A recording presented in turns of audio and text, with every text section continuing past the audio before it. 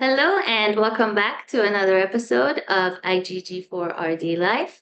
I am one of your co-hosts, Mahsa, and today we're talking to one of our biggest allies, Gary Ho.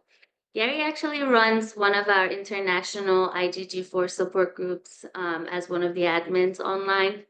And as always, I will be sharing those links to these groups in the description below. So be sure to check that out as well. Most importantly, Gary is actually the founder of the Gout Support Group of America. He's also a patient advocate, a great mentor. Let me let Gary go ahead and introduce himself and tell you all about it himself. Gary, it's so good to see you. Thank you so much for joining me today. Go ahead, introduce yourself. Tell us a bit about yourself, your journey, and how you became this Gary that we all love and adore today. Oh, what a wonderful introduction. Thank you, Masa. Pleasure being with you guys today. A little bit about myself. Well, I'm Gary. I live in Tampa, Florida. And uh, just thinking back to my journey into the patient advocacy space, it really started with my first experience with a gout flare. And so I was pretty young at the time, about 24 years old. This is way back in the 90s. And so, I kind of date myself right there. But back then at 24, when I was in college, I remember just walking on campus, and that evening my ankle started to hurt really bad. It was a pain that I had never experienced before. It felt broken, but beyond that, it was like talking to me, it was throbbing, and I didn't know where it came from. So I remember calling my dad that night and saying, Dad, something weird is happening. My ankle is swollen and it feels like it's on fire, and it feels like there's needles jabbing and wanting to come through the skin. It was intense. And he says, well, you might have gout. Gary, I have gout. Your grandfather has gout. And honestly, that was the first time I heard of this term gout. So he, of course, advised me to go see my healthcare provider, and which I did, made an appointment, and I was able to get back get into his office, and it took about 2 weeks back in the day. And I remember sitting in the doctor's office, and this man was an older gentleman. He had his white coat on. I'm just this young guy. I come in, limping in, and I sit down. I said, "Hey, I'm in a lot of pain, a little bit better now, but like 2 weeks ago, it was really bad." And he says, "Well, tell me what happened." I told him the story. And I said, "I think it might be gout. My father had told me it runs in the family, so I think I have it." And I remember him, he kind of leaned back in his chair and he just looked at me and he smiled and he says, "You don't have gout. You do not have gout. You're too young to have gout. You might have maybe hurt yourself, right? Walk in, you look young and active. You maybe have done something and, caused the injury. But I'm sure the pain will go away," which he was right in the sense that the pain slowly went away with time. But when I heard that from him, I didn't argue. In fact, I thought I won the lottery. I thought, oh gosh, I don't have gout. And he's a doctor. He should know. And great, my dad's wrong, right? Or it skipped a generation. Good for me. So I was happy, over the moon happy, went home, and of course the pain did go away. But with time, and anyone that knows gout is a lifelong condition without a cure. And so unless you're able to manage this disease proactively and keep it under control, it actually starts to slowly take over your life, in the sense that when the attacks come back, which they do over time, they come back more frequent and they last longer.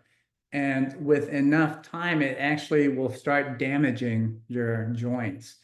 And so then that led to the next 16 years of me experiencing intermittent, unexplained pain that would come onto my joints, whether it be my big toe, my ankle, it would move to my elbow, and again, with time, it got worse and worse as the years went by. And of course, each time the pain came on, again, I would question about the fact that do I have gout or don't, right? And I would go to the doctor again and I would explain, and I would be told over and over again that I didn't have gout. So I experienced a lot of medical gaslighting for 16 years, and it actually took me all the way up to 2010, Masa, to be able to get that final diagnosis. And by the time 16 years later, I went from 24 years old to one morning I woke up and I was 40 years old. I was using crutches and a wheelchair at times now. And I thought, this is not me. I looked in the mirror, and because I could not get a diagnosis, I was forced to use over-the-counter pain medication to relieve symptoms, right? So I'm trying to like manage symptoms of my disease based on what is available to me without a diagnosis. So I was using a lot of steroids Band-aids, or right? yeah, yes, right. Mhm. Band-aids, basically. That's correct. Over-the-counter stuff. So much so that it really affected my body, my kidneys. I lost about 20% usage of my kidneys doing that. And I remember thinking to myself, "This is it. I'm rock bottom. I can't get any lower than this. I don't even recognize myself in the mirror. Who am I?" I was withdrawn mentally. My emotional well-being was really bad. And so let me just kind of fast forward a little bit. I meet a rheumatologist in 2010. I walked into his office and I said, "Doctor, I think I have gout, and it's been 16 years. I'm trying to get an answer and I'm miserable. I'm done. Like, look at me."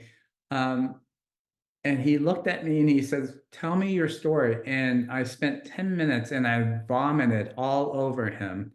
And I remember him just listening with such compassion and interest. And then he said, "Gary, I think you have gout." And I thought, oh my God, the feeling of being heard when you have not been heard for so long was amazing. And then he said, "Gary, it's real easy to find out. All we need to do is a simple blood test to figure out where your uric acid level is, right? As you tell me your story, I'm putting the pieces together, Gary, and I think, the big picture is gout." So we did the blood test. My uric acid level came back above 10. And if you know gout, it's all about the uric acid level. It's your body's inability to get rid of uric acid. With high uric acid, with time, it actually will create crystals that form around your joints. And the crystals, if you look under a microscope, look like tiny needles. That's the reason why I felt like there were 1,000 tiny men living inside my body with pitchforks jabbing their way out. And it's relentless. These attacks can last hours, days, even weeks at a time. And it's unbearable, and it doesn't stop. So in any case, I received my diagnosis in 2010. And then I was able to participate in a clinical trial at the time too, and they had this new medication. It was an infusion medication that dramatically lowered uric acid levels right away. So ultimately, I went through 9 months of intense treatment through this clinical trial. Then I was able to get on uric acid lowering medication, which I had not been able to access without a diagnosis. And since 2010, I've regained my life. I've been able to proactively manage gout. My life has changed. And also the reason why I became a patient advocate is that in 2015, I started to reflect on my journey. And I thought, the 16 years trying to look for an answer for my condition, I felt so alone. I felt isolated, misunderstood, and I thought, how many other people are like me? It just cannot be me out there. And I thought, I need to start a support group. I did some looking around. There wasn't any support groups for gout at all. And so that's how the Gout Support Group of America was birthed. We started that in 2015. We became a nonprofit in 2021. We currently have north of 16,000 active members on Facebook. We are actively empowering people to find their voice, and we educate people on the amazing ability to treat this disease and find quality of life. So that is in a nutshell who I am, and the reason why I got into patient advocacy. That's my passion. Wow, Gary, thank you so much. What a journey, huh?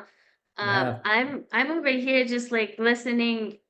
First of all, thank you for explaining what gout is.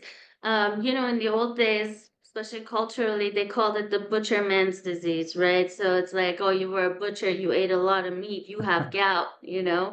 Um, so thank you for explaining that that's not necessarily what it is. It could be a genetic trait too.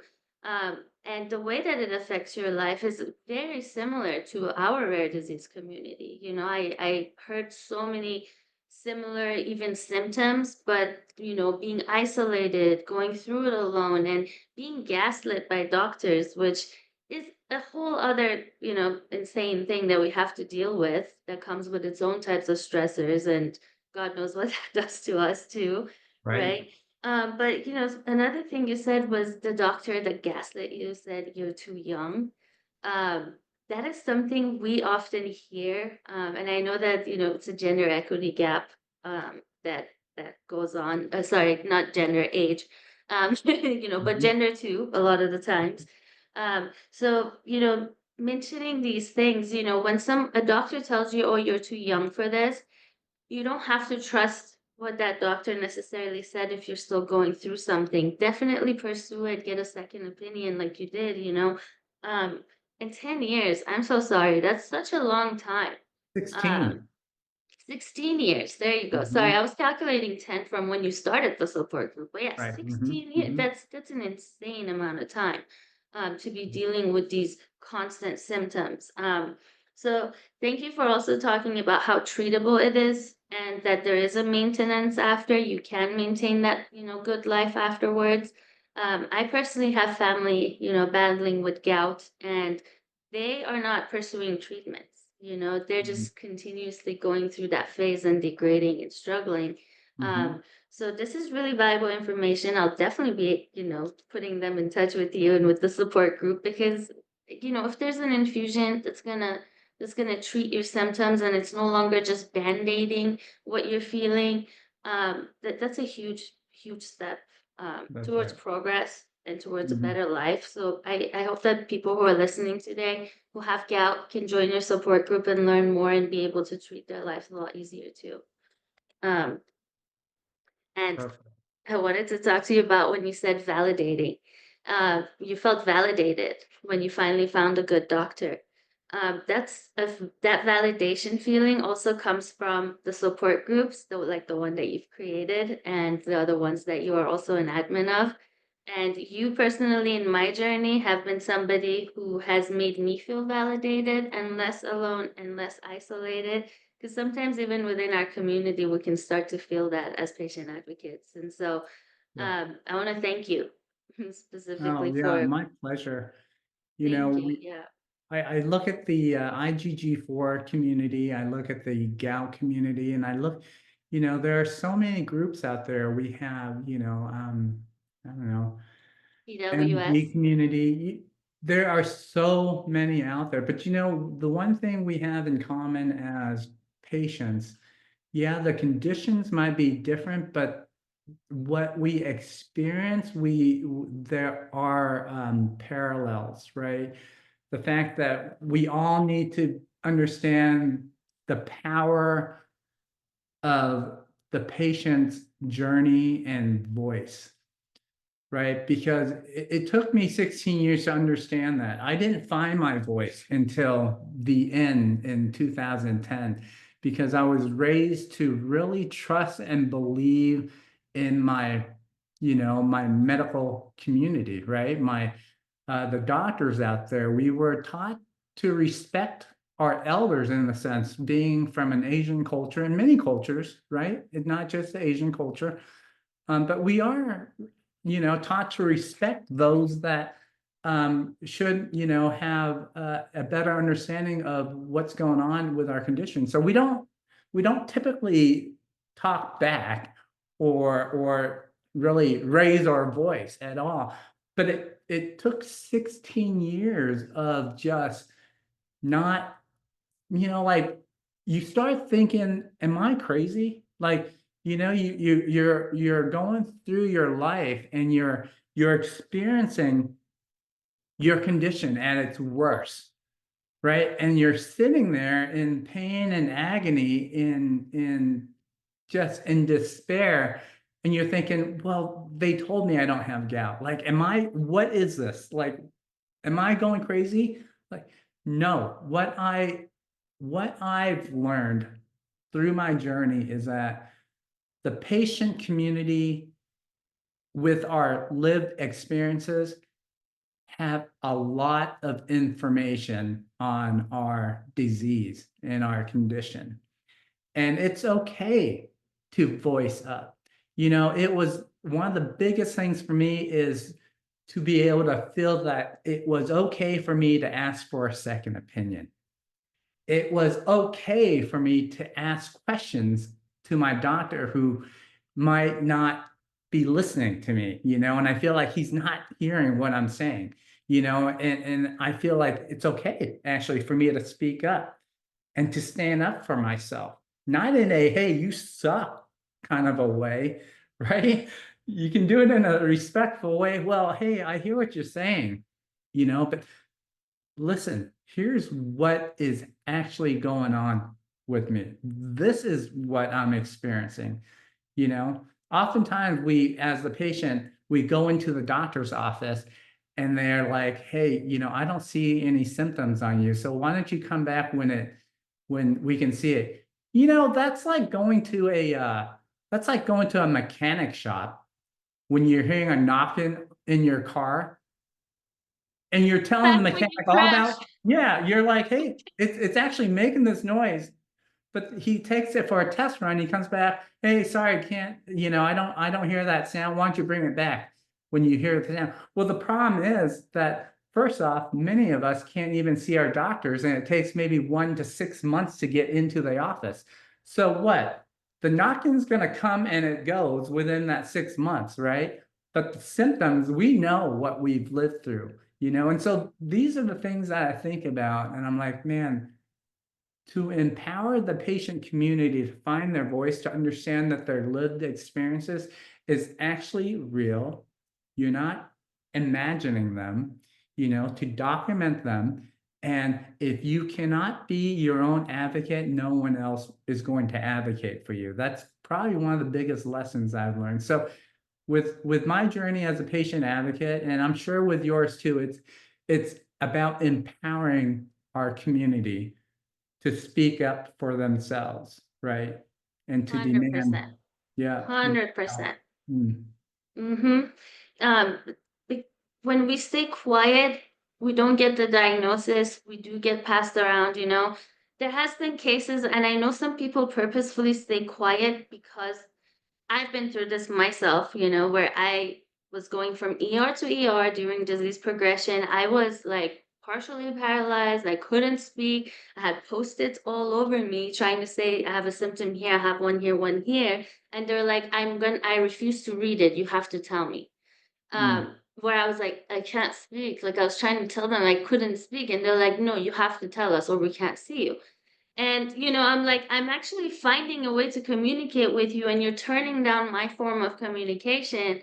And it was something that went on and on. And in the notes, they write down something else. I went in for pinched nerves, they wrote skin irritation. I went in because I couldn't feel my toes, they wrote like heart palpitation or something. And so it was just always something crazy. And they deem you unfit, and that affects your, continual of care. If you're trying to get an approval from an insurance, or if you're trying to go see a real doctor, they're gonna a real doctor, another doctor, and they review the Mhm. notes and they're like, well, I kind of don't want to deal with this crazy either, and so Right. it's just it's a problem. This is a problem.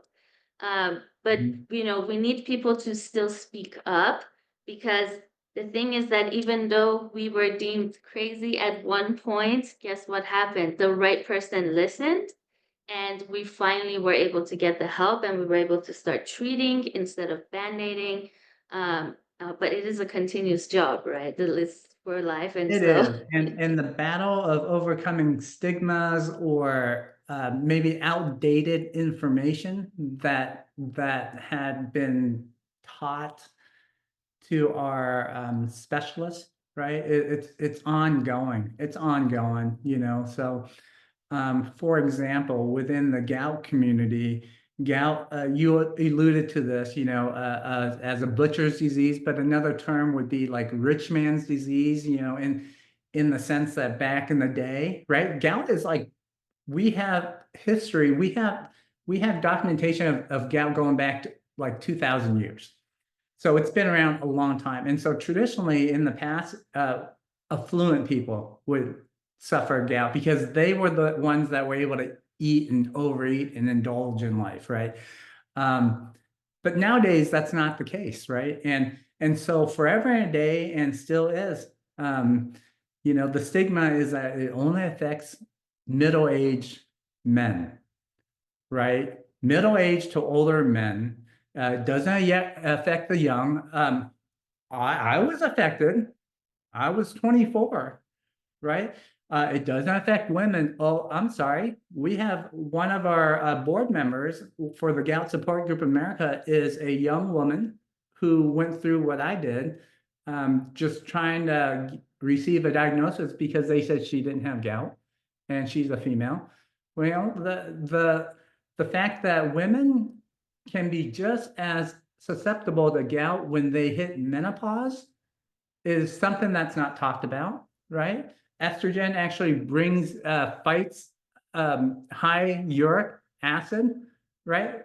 So it helps control that. And when you hit menopause, you no longer have that estrogen to help. So now you're just like any other person out there that's susceptible. But all that information, the average caregiver, I don't think understands. And I would say from my experience, 80% of the healthcare professionals out there have a misconception of at least my disease for gout, right? And there's about 20% that actually understands the disease. And so it's up to you as the patient to stand up and to stand up and be an expert in your own disease. That's first and foremost. You need to know everything about your disease that you're living.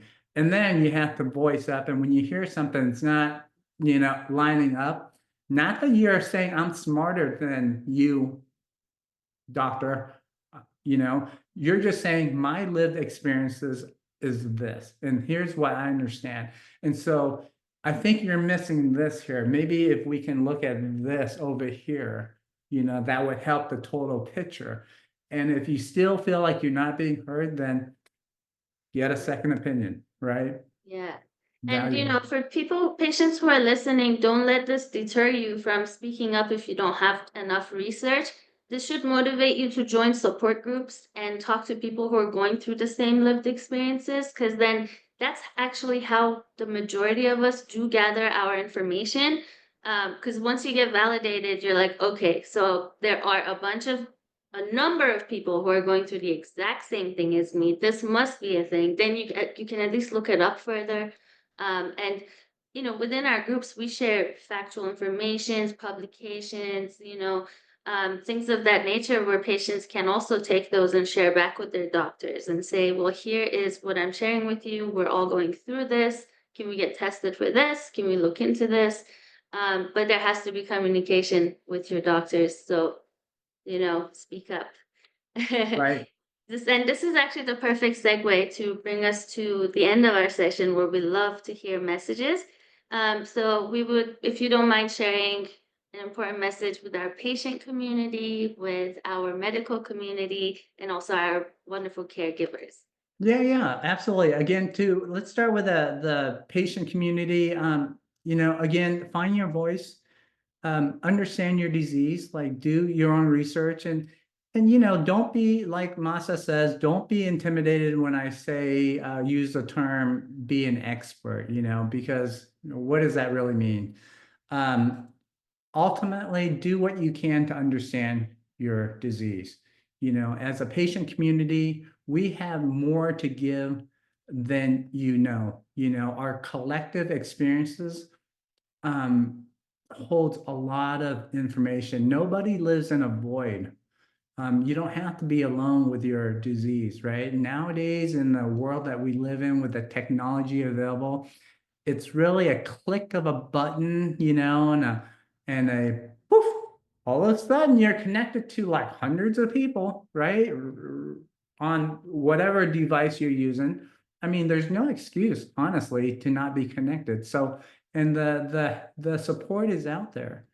Um, Now to the caregivers, I want to say, you guys really embody what it means to love somebody. You show it's through the caregivers that allow us at times when we are feeling spent. Nobody wants to, I wouldn't say nobody, very few people are open enough to want to ask for help, right? We don't want to be a burden to other people, really. We don't. It's a sign of weakness for many men.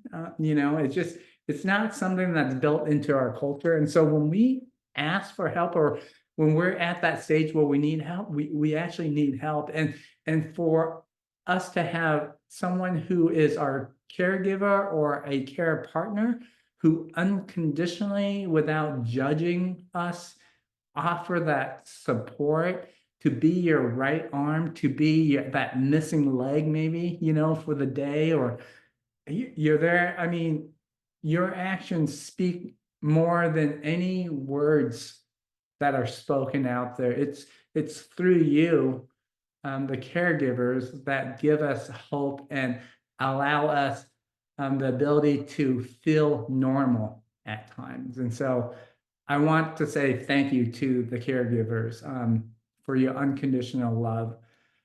To the medical community, I want to say we value our community, or our medical partners. We value you. It's through you and the way that you think, and you are above. I mean, you're the cream of the crop. It's through you that hundreds of thousands of people's lives have been affected for good. With that, I will say that there are opportunities for the medical community and the patient community to connect. Historically, there's been a gap between the two communities, and that is, for whatever reason, it exists, right? And so there's remedies for that. I would encourage the medical community to look at the patient community as more than just a group of people who receives therapy.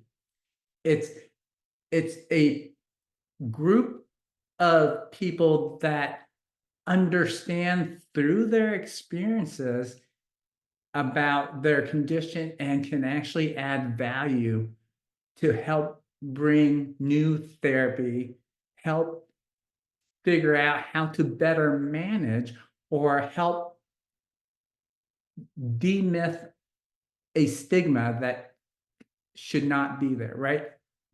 The connection, a bridge should be built.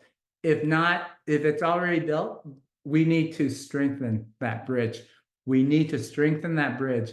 I want the patient community and the medical community to understand that we are partners in this journey, in the quest for quality of life, because ultimately at the end of the day, it's the patient community, the caregiver community, and the medical community. What are we in it for? Quality of life. Quality of life. And so I think together as a team, and we value each other's voices and we work together, it can only do good. Only do good. Makes us unbeatable. Mm. That's how we push for progress. Thank you Yes. so much. These are, I mean, amazing words of wisdom, but also really, really good advice to all three communities. So I hope that our listeners do really listen, actively listen to what we've said here today, to all your amazing words of wisdom, because it will help improve their quality of life as well. Um, my messages usually go along the same lines, which is always patience to speak up, caregivers, thank you, and medical community, please listen. Um, One thing you did say that stood out that I'm just gonna point on it real quick was how the medical community views a group of us patients when we come together. I always say we are the data. It's and we're saying, hey, we're right in front of you. Please look at we are the data right here. We got thousands, and we're all saying the same thing. And so that should push the medical community to stop looking at outdated data, start including the new data, start looking at the new data, actually, just dive into it. So, um, thank you. It's always a pleasure talking to you, Gary. You're one of my best mentors. And so I'm very grateful that you sat with me here today. And we look forward to talking with you again soon. I know that Alex definitely wants to come back and talk to you too. So everybody follow, like, subscribe, and we'll keep you posted with everything IgG4. Thank you. Thank you. Thank you so much.